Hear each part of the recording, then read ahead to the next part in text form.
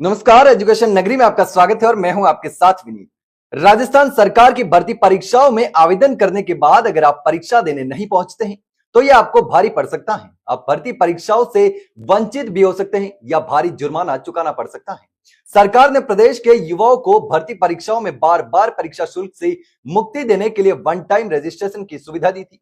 इस फैसले से बेरोजगार युवाओं को काफी राहत मिली, लेकिन युवाओं की लापरवाही अब सरकार और भर्ती एजेंसियों के लिए बड़ी समस्या बन चुकी है। कई युवाओं ने परीक्षा के लिए आवेदन किया, लेकिन वे परीक्षा देने ही नहीं पहुंचे, जिससे सरकार को लाखों रुपए का नुकसान हुआ। तो अब इस समस्या से निपटने के लिए कर्मचारी चयन बोर्ड ने एक बड़ा कदम उठाया है। अब अगर कोई अभ्यर्थी परीक्षा के लिए आवेदन करता है लेकिन परीक्षा में शामिल नहीं होता तो उसे भारी जुर्माना देना पड़ सकता है।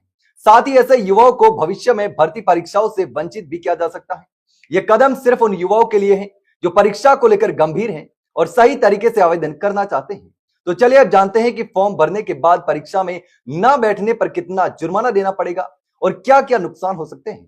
दरअसल कर्मचारी चयन बोर्ड ने एक बड़ा फैसला लिया है, जिसके तहत 1 अप्रैल से लेकर 31 मार्च 2026 के बीच अगर कोई अभ्यर्थी 2 परीक्षाओं में अनुपस्थित रहता है तो उसे 750 रुपए का जुर्माना देना होगा। यानी अगला कोई भी फॉर्म भरने के लिए अभ्यर्थी को यह पेनल्टी चुकानी पड़ेगी। अब अगर 1 साल में 4 भर्ती परीक्षाओं में अनुपस्थिति रही तो जुर्माना और भी बढ़ सकता है। 4 परीक्षाओं में अनुपस्थित रहने पर पेनल्टी दोगुनी हो जाएगी, यानी कि 750 की बजाय 1500 रुपए का जुर्माना भरना पड़ सकता है। यह कदम बोर्ड ने इसलिए उठाया है ताकि फिजूल खर्ची से बचा जा सके। जो परीक्षा नहीं देना चाहते उनके लिए अतिरिक्त तैयारी ना करनी पड़े। अब अगर बात करें इस समस्या के कारणों की, तो पिछले 2 सालों में आरपीएससी और राज्य कर्मचारी चयन बोर्ड की 15 भर्ती परीक्षाओं के लिए 58 परीक्षाएं आयोजित की गई। इन परीक्षाओं में केवल 30% अभ्यर्थी ही परीक्षा देने पहुंचे, जबकि 70% युवाओं ने परीक्षा में भाग ही नहीं लिया।